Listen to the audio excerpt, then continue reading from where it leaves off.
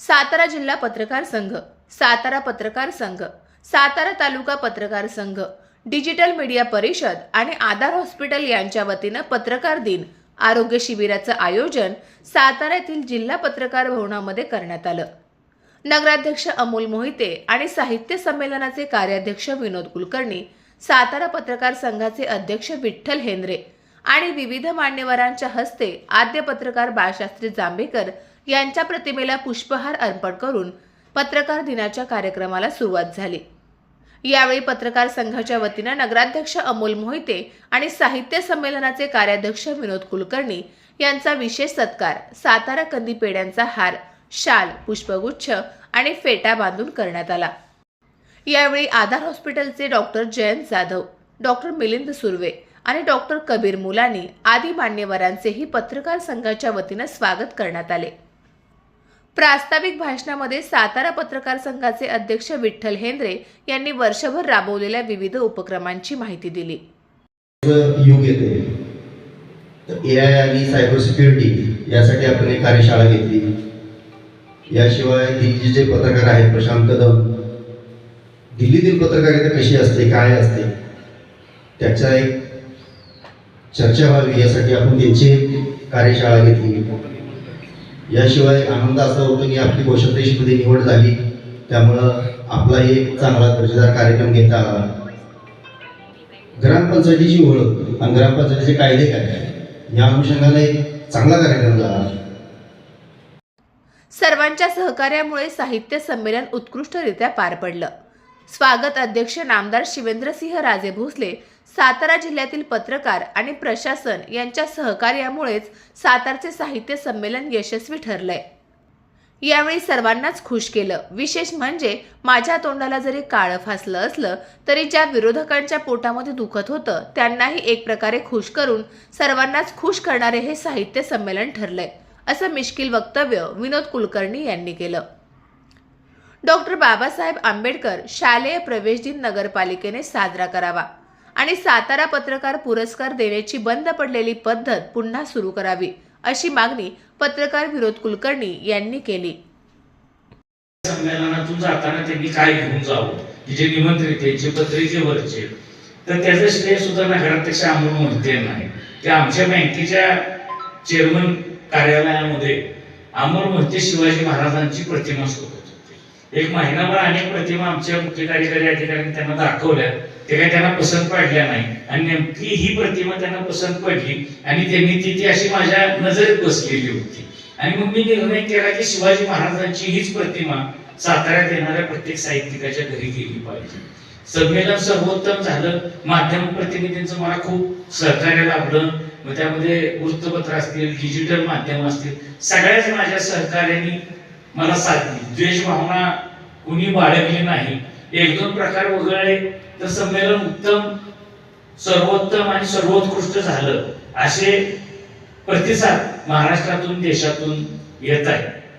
एक प्रकार झाला की मला काळं डोळ्यात घातलं, तोंडाला लावलं, काळं फासलं, ते कार्य उजळलेले, त्यामुळे काळं फासण्याची मी चिंता करत नाही. आणि संमेलन होताना माझ्या मनात एक प्रश्न असायचा, आपण एवढं सर्वोत्तम करतोय पण ज्यांना पोटदुखी आहे, ज्यांना आपल्याविषयी द्वेष आहे, त्यांना आनंद कसा द्यायचा, तर ते काळं फासण्यानं ते सुद्धा दुःखी राहिले नाही. म्हणजे सर्वांना आनंद देण्याचं. सातारच्या पत्रकारांनी नेहमीच सहकार्य केलं आहे.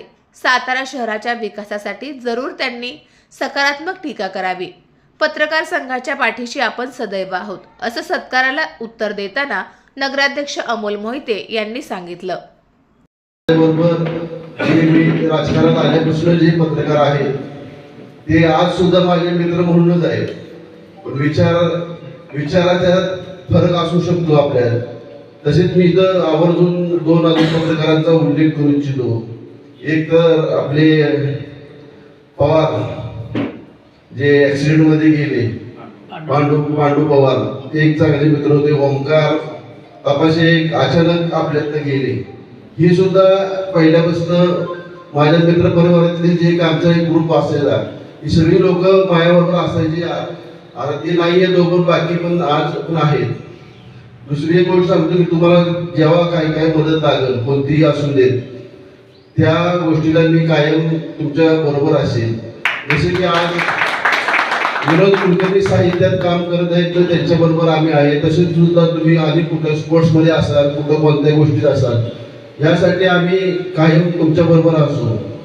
दुसरी गोष्ट सांगायची झाली की नगरपालिकेमार्फत आपले जे पत्रकार पुरस्कार दिला जायचा, तो त्याला एक खंड मंडळ आहे. तो सुद्धा आपण आता येणाऱ्या भविष्यात आपण तो सुद्धा चालू करू. आणि काय पत्रकार आरोग्य शिबिरामध्ये हृदयाची काळजी कशी घ्यावी आणि CPR कसा दिला जावा याचं प्रात्यक्षिक doctor Jayendra Jadhav, doctor Milind Surve, doctor Kabir Mulani यांनी मार्गदर्शन करून प्रात्यक्षिक दाखवलं. इथं बोलवण्याबद्दल आधीच आभार मानतो. ठीक आहे. सगळ्यात महत्त्वाचा विषय काय आहे की मला असं वाटतं की फॉरेन कंट्रीज मध्ये जर तुम्ही USA ला किंवा UK ला गेलात तर तिथे इच अँड एव्हरी सिटीजनला कंपल्सरी CPR कसा द्यायचा असतो हे त्यांना ट्रेनिंग सगळ्यांना दिलेलं असतं, लहान पोरांपासून मोठ्यांपर्यंत. आणि तिथे जेव्हा कधी गरज पडेल एखाद्याला की बाबा एखाद्याला कार्डियक अरेस्ट आला किंवा हार्ट अटॅक आला आणि त्याचं हृदय बंद पडतंय, पडायला लागले, तर अशा वेळेला तिथं जेव्हा इमर्जन्सीला जसं आपण 108 ला कॉल देतो तर तिथे जे काही नंबर असतील तिथे कॉल दिल्यानंतर ॲम्ब्युलन्सच्या आधी 2 व्हीलर वरती इमर्जन्सी इक्विपमेंट घेऊन एक मेडिको तिथे येतात आणि तिथंच डायरेक्टली ECG होतो. जर तिथं शॉक देण्याची गरज असेल तर शॉक दिला जातो, CPR द्यायची गरज असेल तर CPR दिला जातो. 2 व्हीलर वरती का? कारण 2 व्हीलर कुठेही घुसू शकते ॲम्ब्युलन्स पेक्षा पण. तर अजून तेवढं प्रगत तंत्रज्ञान आपल्या भारतामध्ये नाहीये. जरी मेडिकल फॅकल्टी फार प्रगत आहे कामासंदर्भात, इंडियामध्ये फार प्रगती आहे. म्हणजे इथे अपॉइंटमेंट जास्त न घेता पण डॉक्टर्स अवेलेबल असतात. तिथं फॉरेन कंट्रीजमध्ये तसं नसतं, तिथं थांबावं लागतं 2-2 दिवस इमर्जन्सी असताना पण असं तिथं आहे. पण जो हा इमर्जन्सी इक्विपमेंट्सच्या बाबतीत किंवा ट्रीटमेंटच्या बाबतीत आपण फारच लॅग आहे, मागे आहे असं मला पर्सनली वाटतं. समाजकारण आहे, या सगळ्या गोष्टींमध्ये काम करत असताना स्ट्रेस हा येतोच. रात्रंदिवस काम करावं लागतं, कधी फ्लड आला, कधी काही गोष्टी आल्या, तर त्या ठिकाणी जाऊन तुम्ही जो काही स्ट्रेस घेता त्या स्ट्रेसमुळे ह्या सगळ्या गोष्टी होणारच आहेत.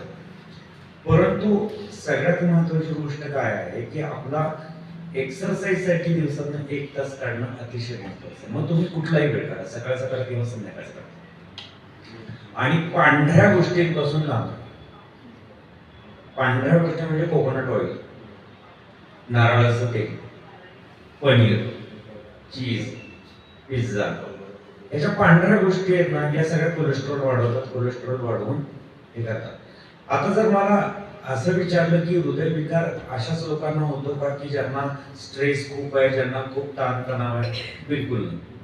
तर कॅन्सरच्या बाबतीमध्ये सुद्धा हाच प्रश्न निर्माण होतो की आपल्याकडे ज्या वेळेला पूर्वपार काळामध्ये माइल्स ह्याच्यामध्ये जर स्टोन एज मध्ये आपण गेलो तर स्टोन एज मध्ये ज्या वेळेला कधी कुठल्या एका माणसानं तंबाखू खाल्ली असेल आणि त्याला त्या तंबाखूचं व्यसन लागलं असेल तर त्या काळापासून आज तागापर्यंत तंबाखू खाण्यात येते आहे. पण तंबाखू खाऊन होणाऱ्या कॅन्सरचं प्रमाण किती आहे आणि गुटखा खाऊन होणाऱ्या कॅन्सरचं प्रमाण किती आहे याचं जर अनालिसिस म्हटलं तर गुटखा खाणाऱ्यांमध्ये कॅन्सरचं प्रमाण सगळ्यात जास्त आहे, परंतु तंबाखू खाणाऱ्यांमध्ये ते कमी आहे. परंतु असतं 100% असतं. पण जे तंबाखूही खात नाहीयेत, गुटखाही खात नाहीयेत, ज्यांना दारूचंही व्यसन नाही आहे, ज्यांनी कधी आयुष्यामध्ये काही वेगळं केलेलं नाही आहे, त्यांना सुद्धा कॅन्सर होतो. याचं उत्तर काय आपण देऊ शकतो? म्हणजेच जो कोणी स्ट्रेस घेत नाहीये, मानसिक ताणतणाव करत नाहीये, रेग्युलर एक्सरसाइज करतोय, म्हणून तो हार्ट अटॅक पासून वाचलाय किंवा त्याला हार्ट अटॅक येणार नाही किंवा त्याला ब्लड प्रेशर होणार नाही किंवा त्याला डायबिटीस होणार नाही, असं काही विधिलिखित नाही. या पत्रकार दिनाच्या कार्यक्रमास सातारा शहरातील प्रिंट मीडिया, इलेक्ट्रॉनिक्स मीडिया आणि डिजिटल मीडियातील पत्रकार मोठ्या संख्येने उपस्थित होते. कॅमेरामन संजय सुपेकरसह शशिकांत कोरे, दिनमान, सातारा.